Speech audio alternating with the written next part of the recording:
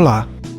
Abordaremos aqui o tema da influência dos espíritos na vida das pessoas. Tema complexo, mas fascinante. Essa temática carrega em si um nobre condão, ser instrumento de amor do Altíssimo à felicidade dos seus. Um acontecimento importantíssimo colocado pelo Divino a todos nós, visando impulsionar o desenvolvimento de destrezas específicas do sentimento em todos os seus filhos. Fazer brilhar estrelas no coração humano através de nossas próprias mãos. Iniciaremos nossos comentários narrando uma linda experiência contada por Chico Xavier, quando solicitado a narrar a irmãos de fala castelhana um dos inúmeros fatos mediúnicos que o sensibilizaram no decorrer das suas 4 décadas de tarefas ininterruptas de mediunidade com Jesus. Chico Xavier disse o seguinte: das experiências de nossa tarefa mediúnica, citaremos uma delas, para nós inesquecível. Nos arredores de Pedro Leopoldo, há anos passados, certa viúva viu o corpo de um filho assassinado quando chegava repentinamente à casa. Desde então, chorava sem consolo. O irmão homicida fugira logo após o delito, e a sofredora senhora ignorava a razão de sua morte. Agravando-se-lhe os padecimentos morais consequentes do fato, uma amiga nossa já desencarnada, Dona Joaninha Gomes, convidou-nos a ir em sua companhia partilhar um ligeiro culto do Evangelho com a viúva enlutada. A desditosa mãe acolheu-nos com bondade, e logo após, em círculo de 5 pessoas, entregamo-nos à oração. Aberto em seguida o Evangelho segundo o Espiritismo, ao acaso, caiu-nos sob os olhos o item 14 do capítulo 10, intitulado Perdão das Ofensas.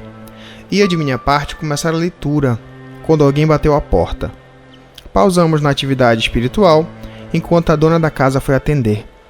Tratava-se de um viajante maltrapilho, positivamente um mendigo, alegando fome e cansaço. Pediu um prato de alimento e um cobertor. A viúva fê-lo entrar com gentileza, a pedir-lhe alguns momentos de espera. O homem acomodou-se num banco e iniciamos a leitura. Imediatamente depois disso, comentamos a lição de modo geral. Um dos assistentes perguntou à dona da casa se ela havia desculpado o infeliz que lhe havia morto o filho querido, cujo nome passou na conversação a ser por várias vezes pronunciado. A viúva asseverou que o Evangelho pelo menos lhe determinava a perdoar. Foi então que o recém-chegado e desconhecido exclamou para a nossa anfitriã: "Pois a senhora é mãe do morto?" E trêmulo acrescentou que ele mesmo era o assassino, passando a chorar e a pedir de joelhos. A viúva, igualmente em pranto, avançou maternalmente para ele e falou: "Não me peça perdão, meu filho, que eu também sou uma pobre pecadora. Roguemos a Deus para que nos perdoe." Em seguida, trouxe-lhe um prato bem feito e o agasalho de que o desconhecido necessitava. Ele, entretanto, transformado, saiu do culto do Evangelho conosco e foi se entregar à justiça. No dia imediato, Joaninha Gomes e eu voltamos ao lar da generosa senhora, e ela nos contou edificada que durante a noite sonhara com o filho, a dizer-lhe que ele mesmo, a vítima, trouxera o ofensor ao seu regaço de mãe, para que ela o auxiliasse com bondade e socorro, entendimento e perdão. Nessa linda e comovente história, podemos claramente notar a misericórdia de Deus através da intercessão espiritual junto a Chico Xavier e seus companheiros. Eles, como parte de uma providência maior, são direcionados até uma mãe necessitada de amparo e influenciam diretamente na melhora dela e do irmão que ceifou a vida de seu rebento. O amparo divino moveu algumas peças no jogo da vida dessa família, e graças ao esforço de todos, colheu bons frutos. Nessa dolorosa situação, nossa irmã poderia ter guardado um enorme rancor, mas Deus utiliza-se de uma profícua rede espiritual de auxílio e a seduz tomar partido da parte boa da lei natural, levando a confiante a ultrapassar a inevitável ponte libertadora do perdão. Alguma parte da ação dos braços divinos, ou seja, dos espíritos puros encarregados de realizar suas obras, consiste em tentar seduzir positivamente e construtivamente o livre-arbítrio do homem para o bem. materializar sempre ao máximo as condições para alcançar as maiores probabilidades de sucesso no desenvolvimento de bons sentimentos em todas as situações da vida. Isso tudo buscando poupar-nos de um possível tempo desintonizado com a parte boa da lei, cultuando o vazio da dissintonia com a lei de justiça, amor e caridade. Em suma, auxiliar na instauração do reino de Deus no coração de todos os homens. Os espíritos, portanto, sejam quais forem suas tendências morais e sentimentais, estão constantemente influenciando nossas vidas, seja de forma a nos aproximar do bem, nos auxiliando a tirar partido positivo da lei natural, ou seja, nos incentivando ignorantemente a nos desconectar da parte boa da lei divina, afastando-nos do bem. Kardec pergunta aos espíritos na questão 459 de O Livro dos Espíritos: os espíritos influem sobre os nossos pensamentos e as nossas ações? E obtém a resposta: nesse sentido, a sua influência é maior do que supondes, porque muito frequentemente são eles que vos dirigem. Nada acontece por acaso na criação divina. Tudo no universo tem uma razão de existir. Não seria diferente com a influenciação dos espíritos em nossas vidas. Esta relação invisível dos espíritos conosco tem sim uma grandiosa razão de existir. Segundo o Espírito Emmanuel, na pergunta 186 do livro O Consolador, ele diz que o acaso propriamente considerado não pode entrar nas cogitações do sincero discípulo da verdade evangélica. A providência divina, solicitude de Deus para com suas criaturas, está em toda parte, tudo vê e tudo preside, mesmo as coisas mais insignificantes. É nisso que consiste a ação providencial. Estar encarnado e estar à mercê da possibilidade de influenciação espiritual tem sim um grandioso e redentor motivo: despertar virtudes e fazer-nos chegar com as próprias pernas à perfeição espiritual. Para tal, diz o Livro dos Espíritos que aos homens Deus lhes impõe a encarnação com o fim de fazê-los chegar à perfeição. No Evangelho segundo o Espiritismo também nos diz que Deus nos criou para sermos felizes na eternidade. Entretanto, a vida terrestre tem que servir exclusivamente ao aperfeiçoamento moral, que mais facilmente se adquire com o auxílio dos órgãos físicos e do mundo material. Sem levar em conta as vicissitudes ordinárias da vida, a diversidade dos gostos, dos pendores e das necessidades, é esse também um meio de vos aperfeiçoardes, exercitando-vos na caridade. Com efeito, só a poder de concessões e sacrifícios mútuos podeis conservar a harmonia entre elementos tão diversos. Toda essa gama de elementos pode ser vista como um grande leque de instrumentos ou ferramentas, objetivando promover o crescimento do homem, que aos poucos, quando se permite tentar entender e aceitar a vontade de Deus em cada situação que passa em sua vida, evolui em sentimento e inteligência, adquire sabedoria e espiritualidade. Mas ninguém passa por tudo isso sozinho. O Criador não cria só a atividade educativa e nos desampara. Ele sempre esteve, está e estará conduzindo cada momento nosso de desafio com muito amor, esperando pacientemente colher o nosso sucesso. Se as leis dos homens apenas regulam atos exteriores, as leis divinas monitoram e direcionam a intimidade do coração humano. Sempre teremos a responsabilidade por cada um de nossos atos, sentimentos e pensamentos, assim como também o mérito ou dor de nossas escolhas. Através desse prisma evolutivo e educativo, a influência dos espíritos, seja lá qual ascendência moral lhes predomine a conduta, é um dos grandes e valorosos instrumentos de Deus para dar ao homem a noção das coisas e colaborar para o burilamento de sua alma. No nosso mundo, para o nosso perfil psicológico, ainda precisamos do mal para sentirmos o bem, da noite para admirarmos a luz, da doença para apreciarmos a saúde. Já nos mundos mais aperfeiçoados sentimentalmente, não há necessidade desses contrastes. Sendo a Terra um mundo com maior predominância da natureza animal sobre a natureza espiritual e transbordamento das paixões, esperadamente e propositadamente, maiores serão os contrastes entre os seres convivendo para esse aprendizado mútuo frente às diferenças. Os espíritos dizem a Kardec no Livro dos Espíritos, na questão 466, que os espíritos imperfeitos são instrumentos próprios a pôr em prova a fé e a constância dos homens na prática do bem. Mas aí vem a pergunta: como diferenciar a influência de um espírito mau de um espírito bom? Kardec fez essa pergunta aos espíritos e obteve como resposta: estudai o caso. Os bons espíritos só para o bem aconselham. Compete-vos discernir. Tudo na providência divina é sábio. Cabe-nos, sim, adequarmos-nos às suas leis justas e tirar o máximo proveito positivo delas, regulando nossos sentimentos através de um cuidado primordial: a vigilância de nossa sintonia. Falar em influenciação espiritual é ter consciência dessa polarização positiva e negativa possível das atuações dos espíritos sobre nós, de acordo com nossa sintonia de sentimentos no momento. Não existem seres privilegiados por Deus na criação.